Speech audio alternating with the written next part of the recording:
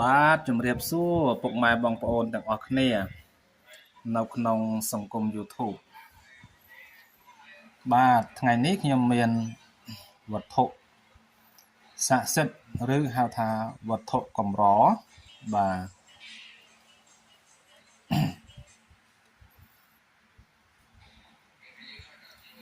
បាទ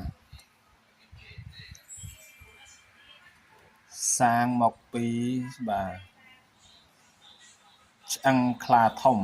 បាទចាបាទឆ្អឹងខ្លាធំនេះបណ្ដូលបាទបណ្ដូលតែពេលយើងឆ្លាក់ហើយទៅវានេះជាបណ្ដាឆ្អឹងបាទណាសាច់ចឹងប៉ុន្តែអត់បាក់អត់បែកទេបាទណាបាទឆ្អឹងខ្មងខ្លាធំបាទគឺតឹងចេះបាន2ហ៊ុនជាងបាទ2ហ៊ុនជាងបាទកម្ពស់ចេះបាន4ហ៊ុន2ពី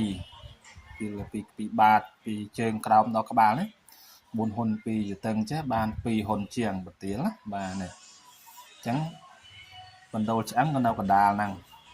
យើងចង់បញ្ចុះក៏បានដែរប៉ុន្តែបញ្ចុះតែប្រហោងបាទបាទនៅក្លិនខ្លាឡើយបាទនៅក្លិនខ្លាឡើយបាទអញ្ចឹងខ្ញុំជាវឆ្អឹងខ្លាបានមួយដុំក៏ខ្ញុំឆ្លាក់ធ្វើជាស្ដេចខ្លាបាទ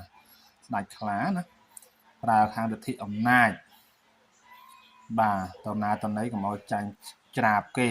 បាទហើយក៏ខៅថាខ្លាអាគមគឺការពារអំពើអំពន់ហើយក៏មានលៀបដែរអញ្ចឹងយើងសូត្រគាថាលោកអូសានក៏បានដែរណាបាទរាជាសីហោបាទណាជាណូយោសោរាជាសោសោសិសិសសៈមមអអឧឧបាទយើងសូត្រឲ្យមានគេថាអត់មានអំណាចមានដាច់ជះ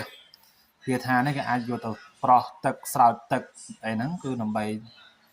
បាទអ្នកដែលធ្វើការរាជការអ្នកធ្វើការក្នុង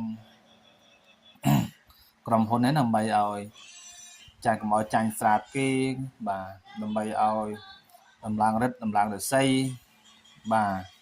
តម្លើងយុះតម្លើងស័កគេគាថាហ្នឹងណាបាទអញ្ចឹងនេះជាឆ្អឹងខ្លាបាទណាឆ្លាក់ជាស្ដេចខ្លាបាទជារបស់ខ្ញុំបាទហើយបើអស់លោកណាមានបញ្ញាស្រឡាញ់ក៏អាចចែកជាវបានបាទនេះខ្សែដៃដែរណាខ្សែដៃឆ្អឹងខ្លានេះជាកញ្ចក់ខ្លាបាទណាកញ្ចក់ខ្លាធំតែកូនຂະຫນາດ3ហ៊ុនជាង